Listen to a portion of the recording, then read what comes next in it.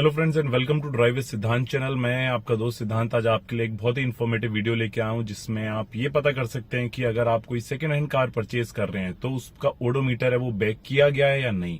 अगर आपको या आपके कोई भी रिलेटिव ऐसी कोई कार परचेज करने वाले हैं तो ये वीडियो आपके लिए बहुत ही जरूरी होने वाला है, इसलिए प्लीज वीडियो को एंड तक देखें, स्किप ना करें क्योंकि इंपॉर्टेंट चीजें बीच में ही मिस हो जाती हैं। फिर आप लोगों को लगता है कि हम लोगों ने वीडियो तो देखा था लेकिन फिर भी गलती हो गई। तो फ्रेंड्स मैं आपको उन लोगों को बता दूं जो नहीं जानते हैं कि ओडोमीटर क्या होता है। जब भी आपकी कार चलती है उसकी जो किलोमीटर उसमें जो रन होता है वो कहीं ना कहीं रिकॉर्ड होता है और उसको आप डिजिटली या फिर एनालॉग तरीके से दोनों ही मीटर में देख सकते हैं। तो आपकी कार के अंदर वो रीडिंग्स आपको दिख जाती है। अब होता क्या है कि अगर आप जैसे मान लीजिए कोई मैंने एक कार खरीदी है जो मैंने डिजायर ली है, मैंने उसको चला लिया करीब 1.5 लाख किलोमीटर। अब मुझे पता है मेरी 5 साल पुरानी 1.5 लाख किलोमीटर चली हुई कार है, वो मेरी मैक्सिमम अगर जाएगी तो शायद 2.5 या 3 लाख की मैं सेल कर पाऊंगा। लेकिन अगर सोचिए वही ओडोमीटर में रिवर्स या थोड़ा सा बैक करना, जिसे कहते हैं कि टेम्परिंग ऑफ ओडोमीटर कहते हैं, रिवर्स करना कहते हैं, रीसेट करना कहते हैं, उसमें क्या होता है कि मैकेनिक्स क्या करते हैं कि आजकल बहुत तरीके के टूल्स अवेलेबल है मार्केट में।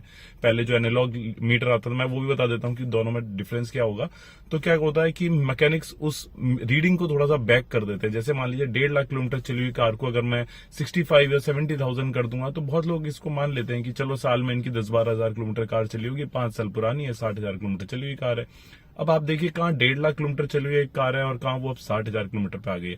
तो उसका प्राइस एकदम से बढ़ के 3-3.5 लाख रुपए पहुंच जाएगा क्योंकि वो कार कम चली हुई है। तो इसलिए मोस्टली ये होता है कि जब भी आप कभी सेकेंड हैंड कार लेने जाते हैं तो चांसेस बढ़ जाते हैं कि उस कार को मीटर बैक किया गया है। ऐसा नहीं है कि जेन्युइन कार नहीं होती, जेन्युइन कार भी होती है, बट ये तरीका होता है आपको पता लगाना पड़ेगा कि आप जो पर्टिकुलर कार देख रहे हैं उसका मीटर बैक है या नहीं। खासकर जब आप कार डीलर से खरीदते हैं, उनके पास जब कोई ज्यादा चली हुई कार आती है वो मीटर बैक करते हैं, उसमें डेफिनेटली होता है थोड़ा बहुत। अब किस तरीके से आप इसको देख सकते हैं वो मैं आपको बता देता हूँ। तो मैं जिस कार में बैठा हूँ वो डिजिटल मीटर वाली कार है, लेकिन मैं आपको एक तरीका बता दूंगा जिससे आप दोनों का आइडिया लगा सकते हैं। तो फ्रेंड्स जैसे मैंने आपको बताया कि मीटर में आप देख सकते हैं आपकी कार कितनी चली है। जैसे ये कार पर्टिकुलर 44,000 किलोमीटर के आसपास चली हुई है, तो ऐसे ही आपको हर मीटर में आपको देखने को मिलेगा, चाहे वो डिजिटल हो चाहे एनालॉग हो, आपको रीडिंग हमेशा मिलेगी। अगर आपको एक पुरानी सेंट्रो कार देखेंगे उसमें यही जो मीटर होता है वो ओल्ड होता है, आपका एनालॉग मीटर होता है, लेकिन आपको ये रीडिंग देखने को जरूर मिलेगी। अब बात आती है कि आपको पता कैसे लगेगा। तो देखिए फ्रेंड्स, जब भी पुरानी कार्स है, मैं पहले बात कर रहा हूँ एनालॉग मीटर वाला जो टाइम था जब हमारा स्पीडोमीटर भी डिजिटल नहीं हुआ करते थे, जो आपकी रीडिंग है वो भी डिजिटल नहीं आते थे, उसमें आप कैसे पता करेंगे। तो उसमें क्या तरीका होता है फ्रेंड्स, जब भी आपकी जो मीटर रीडिंग पीछे की जाती थी तो वो मीटर खोला जाता था पूरा, और मीटर खोलने पे जो टेम्परिंग करी जाती थी उसके बाद जो अब देखिए टेम्परिंग करी जा रही है वो मैनुअली होती थी, मैकेनिक्स उसको करते थे तो कभी वो बहुत एक्यूरेट नहीं कर पाते थे। अभी आप देखेंगे जब मेरी कार बिल्कुल बंद खड़ी है और मैं इसको सामने से दिखाऊंगा तो आपको ये दिख रहा होगा कि ये 0 पे एग्जैक्टली है। अभी यही चीज जब मेरी कार रनिंग में आएगी, अभी क्योंकि नीचे की साइड में इसलिए आपको 0 पे थोड़ा सा हो सकता है ऐसा लग रहा है 0 से हट के, बट ये एग्जैक्टली 0 पे आपको सुई दिख रही है। जैसे ही आप इस कार को चलाएंगे जब 10 पे आएगी तो 10 पे ये निडल आनी चाहिए, 20 पे निडल, 40 पे 40 और 50 पे 50, और ये एक कांस्टेंट स्पीड से बढ़ेगी। ऐसा नहीं है कि ये फ्लिकर करेगी, फ्लिकर का मतलब ये हिलेगी नहीं ज्यादा। लेकिन वहीं अगर आप एक टेम्पर्ड कार ले रहे हैं, मतलब अगर आप कोई कार ले रहे हैं और आप उसको चला के देखेंगे और उसकी निडल है वो ऐसे ऐसे करके ऐसे ऐसे हिल रही है थोड़ी थोड़ी और फिर वो ऊपर बढ़ रही है, तो डेफिनेटली मान लीजिए कि उसके मीटर से कुछ छेड़खानी की गई है। सेकंड चीज हो सकता है ये जो जब मैं बोल रहा हूं कि वो 0 पे है तो वो 0 पे हो ही ना, या तो वो 0 से 5 की ओर हो, 1 की ओर हो, या फिर वो थोड़ा सा नीचे हो, तो आप समझ जाइए कि इस मीटर को किसी तरीके से छेड़ा गया है। तो ये तो तरीका हो गया आपका एक तरीके से पता करने का कि अगर आपने कोई एक पुरानी कार खरीद रहे हैं जिसमें डिजिटल मीटर नहीं आता, उसमें आप क्या करेंगे। तो वहां पे तो आपने इस तरीके से पता कर लिया। अब फ्रेंड बात आती है जब हमारा डिजिटल मीटर होता है। अब ये जो डिजिटल मीटर्स आ रहे हैं आजकल जिसमें रीडिंग ऐसी है, इसमें ये बहुत एक्यूरेटली आप चेंज करा सकते हैं। अब होता क्या है कि हमारे जो नीचे कंसोल होता है, जैसे आप सर्विस सेंटर पे जाते हैं चेक कराने अपनी कार को, तो सर्विस सेंटर पे नीचे आपका ओडीबी केबल लगा के वहां पे आपका इससे एक टूल कनेक्ट कर लिया जाता है, जिसकी वजह से इस मीटर रीडिंग को मैं एकदम से 44 से डायरेक्टली 20 कर सकता हूं। उसमें मेरे को कोई मीटर खोलने की जरूरत नहीं पड़ती है, कोई आपका ये निडल की प्लेसमेंट चेंज नहीं होती है। ऐसी डिजिटल कार्स में आप कैसे पता करेंगे।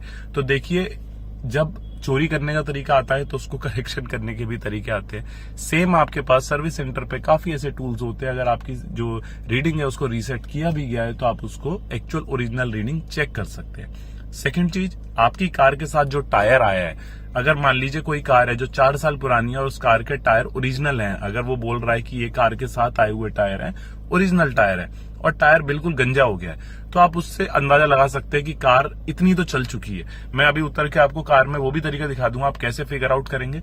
सेकंड चीज, सबसे अच्छा जो एक तरीका होता है वो होता है आजकल की जो भी डिजिटल मीटर वाली कार आ रही है, आज से 4 से 5 साल पुरानी जो कार्स हैं, सब लोग मोस्टली अब अपनी सर्विस है वो मोस्टली स्टार्टिंग में सर्विस सेंटर से ही करवाते हैं। तो मान लीजिए अगर मैंने अपनी स्टार्टिंग की 4-5 सर्विस सारी अपनी मैंने सर्विस स्टेशन से कराई है, तो मेरा 60-50,000 तक का तो सारा रिकॉर्ड मेरे सर्विस सेंटर पे आपको मिल जाएगा।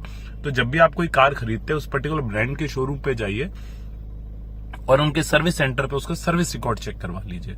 अगर आपको, क्योंकि जब भी मेरी कार अगर सर्विस के लिए गई है 10,000, 20,000, जब वो एग्जैक्टली सर्विस सेंटर पे गई है फॉर सर्विस, उसकी वहां पे एक एंट्री हो जाती है। तो अगर उसके बाद मेरी कार मान लीजिए 44,000 पे सर्विस होके आई है या 40,000 वाली मेरी सर्विस होके आई है, अब मैं इसे टेम्पर करा के 20,000 कर भी दूं, लेकिन मेरा डिजिटल रिकॉर्ड वहां पे मेरे सर्विस सेंटर पे आपको अवेलेबल रहेगा कि ये कार ऑलरेडी 40,000 की सर्विस करा चुकी है। तो ये क्लियर आपको प्रूफ हो जाता है कि आपकी कार इतनी चली हुई थी। आप जिस कार को देख रहे हैं उसकी आप सर्विस रिकॉर्ड चेक करा सकते हैं। ओल्ड कार में मैंने आपको तरीका बता दिया कि आप निडल चेक कर सकते हैं। एक बार मैं आपको टायर का और बाहर से उतर के बता देता हूँ कैसे आप चेक करते हैं। अब फ्रेंड्स, कैसे आप अपने टायर से एक अंदाजा लगा सकते हैं कि ये कार कितनी चली है, तो मैं आपको बता देता हूँ। यहाँ पे आप देख सकते हैं रीडिंग आ रही होगी, इसमें ये नंबर जो उभरे हुए लिखे हैं, इसमें आखिरी जो 2 होते हैं वो डिजिट होती है आपकी ईयर की। तो इसमें लिखा है 2018 का, ये 18 का है और 26 वीक है इसमें।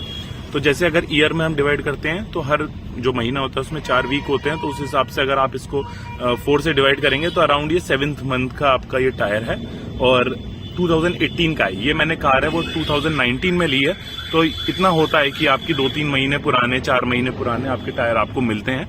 अब अगर मेरी कार ये 40,000 चली है तो आपको इसकी जो ग्रिप्स हैं, आपको इसके जो ये इसमें कितना टायर रिमेनिंग है वो आपको अंदाजा लग जाएगा। अब कोई ये कहे कि मेरी कार से 20,000 किलोमीटर चली और उसके ओरिजिनल टायर बिल्कुल गंजे हो चुके हैं, तो इससे भी एक आप अंदाजा लगा सकते हैं कि वो झूठ बोल रहा है। आप इन ग्रिप्स से, ये जो ग्रिप्स हैं इसमें कितने ग्रूव्स रह गए हैं, इससे आप अंदाजा लगा सकते हैं कि आपके टायर कितने चले हुए हैं।